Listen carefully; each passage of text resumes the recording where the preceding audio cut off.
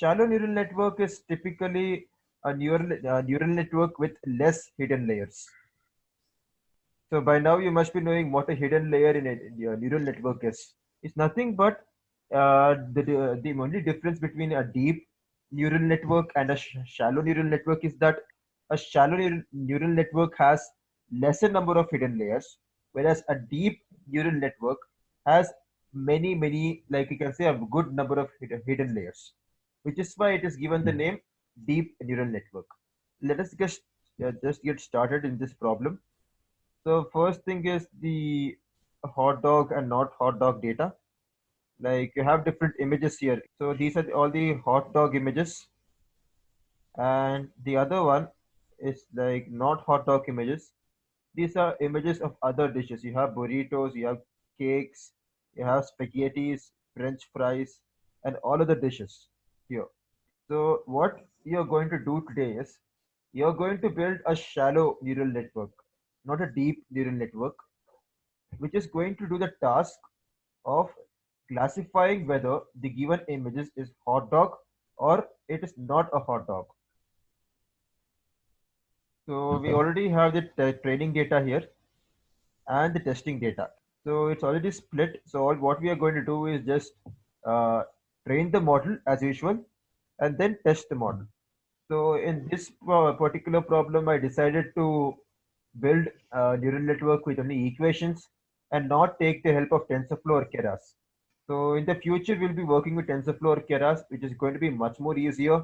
But as of now, since we are learning, it is better to build the neural network from scratch, just by equations. What it is actually the Z equation is Z is equal to W transpose dot product X plus B.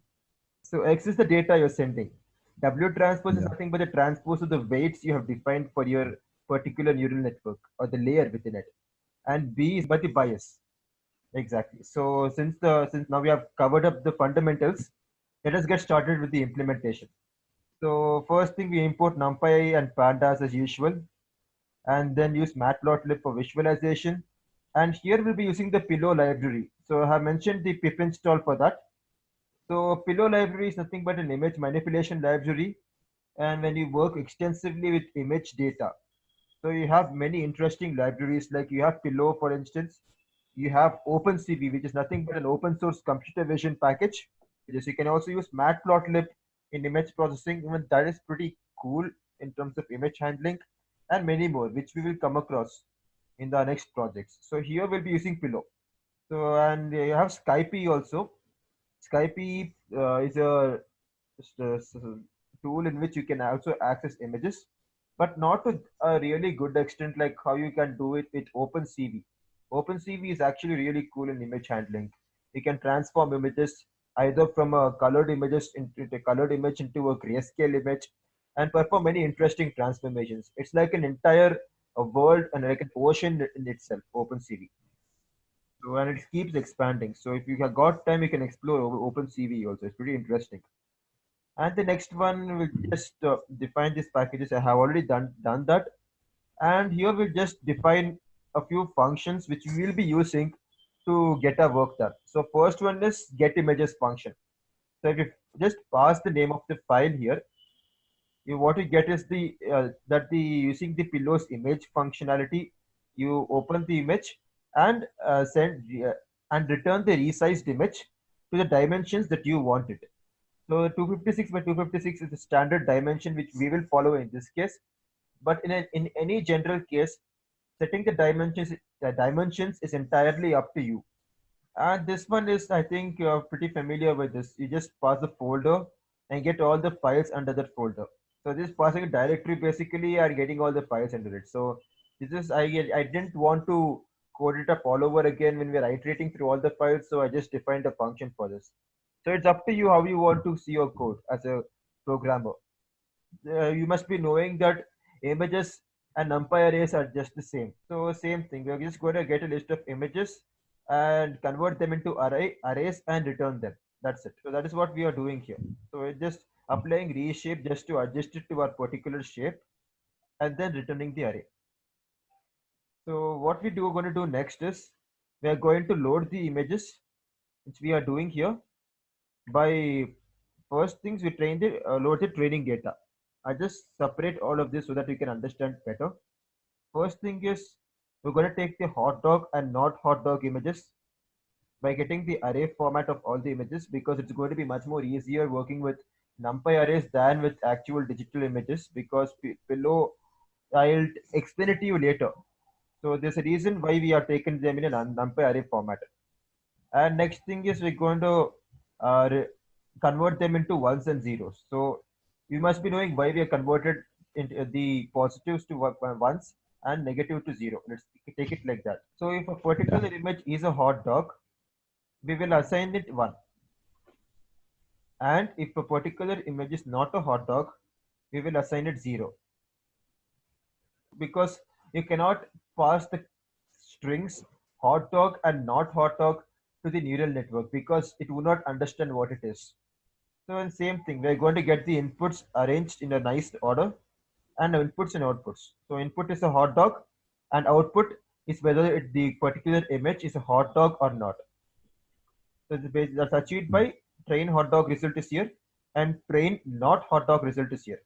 And similarly, we will repeat the same steps here, loading the images from the directory and getting them in an array format, preparing the data for training and testing. So I'll just load this. This one is not executed. So there are actually a good number of images in this case. So I think it's a good idea to actually go with a deep neural network. But for this sake, let us just stick to a shallow NN2 for a understanding purpose. So what we are doing now is we are just the input is there, right? Input is nothing but the images. Train input is the training data for the images to be trained, and test input is nothing but the testing data for the images to be tested upon. And we are scaling them again into 225 by 225 size. So basically, you're standardizing your images so that all the images you have, right, they're of the same size. So because in neural network, it's good that you standardize all the images, especially if you're working with in image data. So, and this is the input shape and the test for test and training data. Implemented logistic regression on a neural network. And this was achieved by using sigmoid activation function. So another name for sigmoid is nothing but is a logistic regression. So, but in the sense of neural network, for better understanding, people tend to refer to logistic regression as sigmoid here. So people tend to refer logistic regression problems in neural network as sigmoid, but both are the same. So here we're defining the sigmoid activation function, whose formula is nothing but 1 divided by 1 plus exponential of minus z, where z is equal to w transpose dot product with x plus b. And I just put in a nice few definitions. So let us just revise them for understanding's sake and then move on. So firstly, let us see what a neural network layer is. So it is nothing but a term that applies to a collection of nodes operating together at a specific depth within a neural network. So when I'm explaining this, I try to visualize what is happening. So that's the right way to understand a neural network. So try to just visualize a sample neural network when I'm explaining this and try to pinpoint what is being explained. So that's the right way to look at it. So the input layer, the first one leftmost, contains the raw data where you can think of each variable as node. And the hidden layers is where the black magic happens in neural networks, basically. So that is where the understanding of the data. For example, you pass a face image to a neural network that has 15 hidden layers.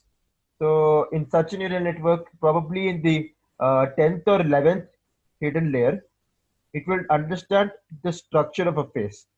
Let's say a human face.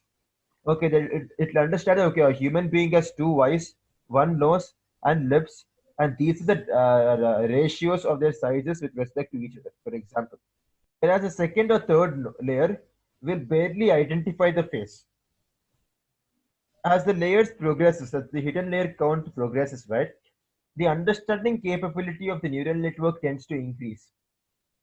It tends to make generalizations, assume what each data point is, and try to understand each pixel in terms of an image, and extrapolate it across the entire data set to see if they share a particular relationship.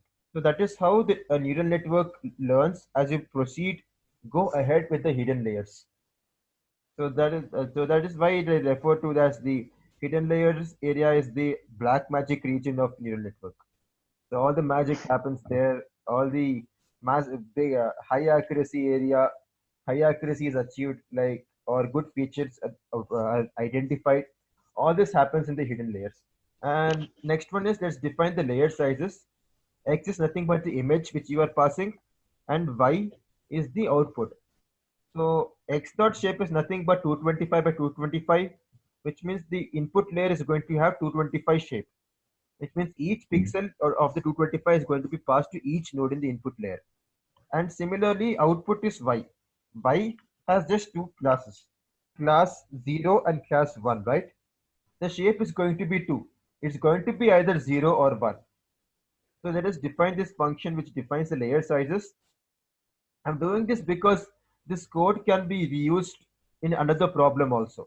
For example, you want to do a classification that involves like 10 different images, 10 different, let's say, types of food.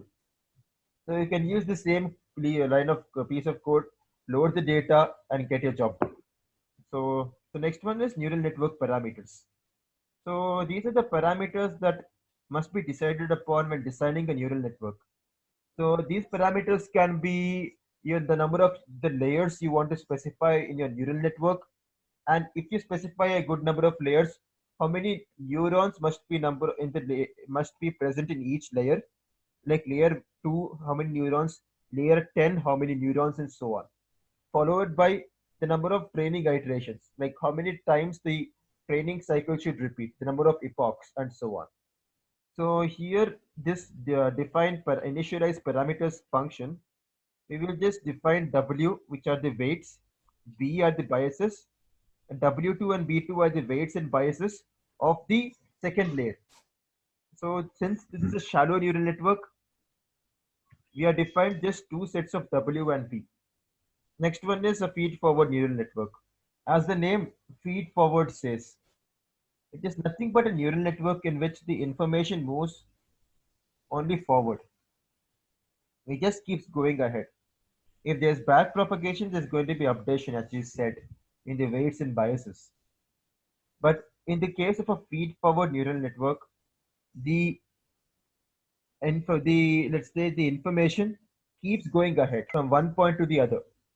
It doesn't go back and forth like how we have seen back prop and forward prop neural networks. So this is just the definition I gave so that we can just refresh your knowledge on neural networks, since it is kind of complicated compared to machine learning, and we have to keep brushing up on the previous topics to stay updated. Forward propagation function, we have X. X is the data, which is the image in this case, and parameters, which we have obtained from this. So in this part, we will be calculating the Z value, which is the dot product of W transpose dot X plus B1 plus B, which is the equation for Z. We have obtained the parameters from this, and here we'll be using a new activation function called tan H. So tan H is nothing but a hyperbolic tangent function. I'll just show the graph for that. This graph neatly shows the difference between sigmoid and tan H. So you can have a good look at it, and yeah. So sigmoid is from just 0 to 1, which is why it's often correlated with the logistic regression neural network. But here we have tan H is range is from -1, 0, +1. Can you see it? So this is the tan H activation function. We will be using this activation function in one of the hidden layers, just between the hidden layers, if you can visualize it. So let's say you have 225 input parameters. Okay, so this is 225, and this is the first hidden layer. So W1 B1, W2 B2. So we haven't yet gone to the number of neurons, so I just assume it's 3, 1, 2, 3, and again 1, 2, 3, 1, 2. So this is how a neural network is. Just connect all of these together to each other. I'm connecting all the neurons, and let's say these two. So what actually happens is the result of Z1 is this. So this layer, let's call it Z1, and this one is Z2. A1 and A2, and this is either 0 and this is 1. If the result is 0, if it is not a hot dog, this one will be activated, this neuron will be activated, and you will get a result 0. If it is a hot dog, this one will be activated, and this is 1. So why we are used stan H? So we haven't yet got to the neuron size, but we are used stan H because its value ranges from -1 to 0 to +1. So because of which we'll have many more values to play around with. And since we haven't used tan H in the final layer, which is this, to determine the outputs, we're using it among the hidden layers. We can also choose to use sigmoid for hidden layers. I don't have any issues doing that. And you can also use softmax or even rectified linear activation function. You have ReLU, right? Up to you to decide upon which activation function you'd like to use between the hidden layers. Only when it comes to the output, right, you'll be having a definite idea of number of classes which is going to be output, right? So with here we have chosen to use sigmoid. I think this one you have understood. Why have you chosen sigmoid? A1 is the activation function between the hidden layers.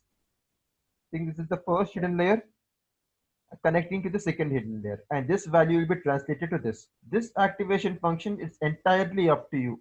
You have the entire liberty to choose which activation function you want to place between these hidden layers. So now let's move on to the forward propagation and define this function. So cache is nothing but a dictionary holding all the values, like the Z1 value, the value of the hidden layer for 1, A1 value, the activation function of that, Z1, and similarly for Z2 and A2, and return A2. That means the result of the activation function, which is nothing but this, either 0 or 1. So we'll just say, execute this cell. And this one cost function, we already discussed what it was, so I'll just leave it for you as reading once you go through this notebook. And here we are using a log prob activation, loss function here. Using the log prob activation function, this is the formula for that. You can also load the activation, not activation, loss function from TensorFlow.loss or Keras.loss. From that, you can load whichever activation function you want, be it the log prob activation function, not activation, my bad, loss function, or any other loss function you'd like to work with. So we're computing the cost and returning it from this function. And here is back propagation. So the same back propagation we had gone through in our logistic regression session, where we had built a neural network from scratch without taking the help of TensorFlow or Keras. A1 and A2 are the results of activation functions A1, which is stan H activation function, and A2 is sigmoid activation function. So this has been calculated previously, and we're just applying the formula to calculate the value. That's it. So, okay, now I think it's clear. Same thing we're doing for differentiation of hidden layer 1 weights and biases, because when you're going forward propagation, you go from input from hidden layer 1 to hidden layer 2, right? So hidden layer 1 to hidden layer 2. But in backward propagation, you're going from hidden layer 2 to hidden layer 1. These are the gradients you have obtained. So DW1 is passed to it, and this is a dictionary data type. And you're obtaining it from back propagation. They're like the updated values. Let's just define this function, and these are the updated values you have. So how you actually implement back propagation is like you go forward with a set of weights and biases, right? So to go backward, you cannot just go backward in a linear sense. A linear sense means like how you do in the mathematics. You could take 5 steps forward and 2 steps backward, right? So in terms of neural network, that is not how it happens. In the world of neural networks, to go backward is to apply differentiation. That is how you achieve going backward. Like you break down the function to its smaller form, to its differential, and then update the values. So first thing is let's obtain the parameters as we have done previously, and then get the differentials also. So we have passed this previously itself, and define the learning rate as 0.0005. Okay, now that this is done, let us first calculate the new weights and biases. That means the updated values after back propagation. First thing is, let's take the previous W1 from the first, let's say first forward propagation, and then take the learning rate. As the name says, learning rate, it is at the rate at which the neural network will learn. That's a good way to put it. And this is a differential. So when updating the parameters, you use the differential multiplied by learning rate and remove and subtract it from the original weights and biases. So you can consider this as the formula for a parameter updation from which you obtain the differential through back propagation. So this is like a formula that has been obtained through research, because there was a lot of research going on in neural network in the early 2000s. If you look at the history of neural networks, and it came out to be successful only in the start of 2010s, because that is when there was a good amount of data, and on seeing good amount of data, neural networks started performing really well. Till then, it was like frowned upon, even in academia, in the early 2000s, the concept of neural networks, and now it's a big craze, as you have seen. So now let's just update the parameters and define this function. Now done. Okay, so now that we have defined all the functions, right from the activation function to back propagation, forward propagation, and parameter updation, let us go to a function that defines the neural network model. Separate all of this for convenience. Okay, so these are the number of input layers and output layers. So you're getting the layered sizes of the input and output layers by x is nx input and next ny output. And parameters, we're getting all the initialized parameters. Parameters are nothing but w and b. So it's a dictionary containing w and b, that's it. So we have already set w1, b1, w2, b2 to the parameters respectively. And now under this for loop, we're just going to iterate from 0 to the number of iterations that you want to run. First is, let us define a2 and cache. A2 is nothing but the result of the activation function, and cache is nothing but the values z and a, z1 a1, z2 a2. And first let us run forward propagation function. So instead of jumping ahead, let us just see refresh again what the forward propagation function is. Okay, so this is the function you had previously explained also as to why tan h is used. So now you have the idea of what the forward propagation function does. So basically it's this a1, z1, a2, z2, and outputs. So now that forward propagation is done, let us compute the cost. So let us just get back to the function that computes the cost. So we are using the log prob loss function to compute the cost. It is taking its summation. So now that this is done, let us compute the gradients by using backward propagation function. Okay. So here we have previously applied the backward propagation. It is achieved by applying the differentiation of the existing function, right? So now that we have the backward propagation gradient values, which are dw1, db1, dw2, and db2. These are the values obtained on backward propagation. Now let us take these gradient values and update the parameters in our shallow neural network. Okay. So let's repeat the same thing. We have parameters, which is going to be update parameters when the arguments are parameters and grads. The parameters are nothing but the first set of initialized parameters here on our first iteration. And grads we have obtained from backward propagation. And let us update the parameters by using the update parameters function. Let us have a good look at that and get back to the neural network.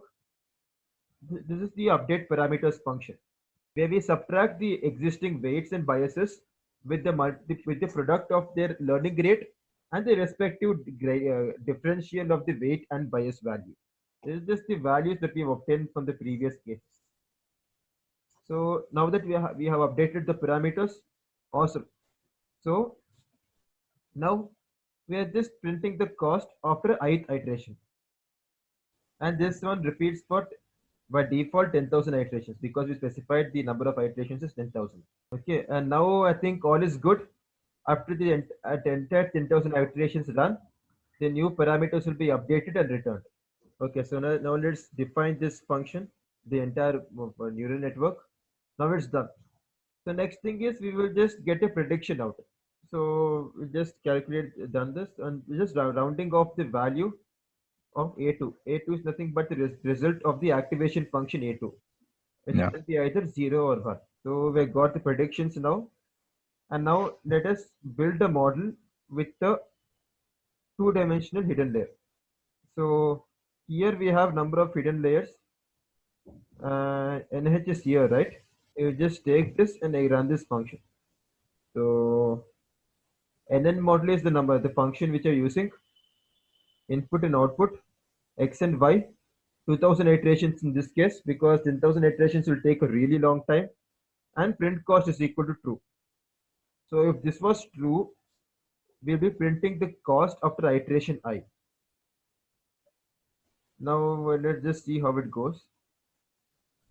First, zeroth cost is 0.693.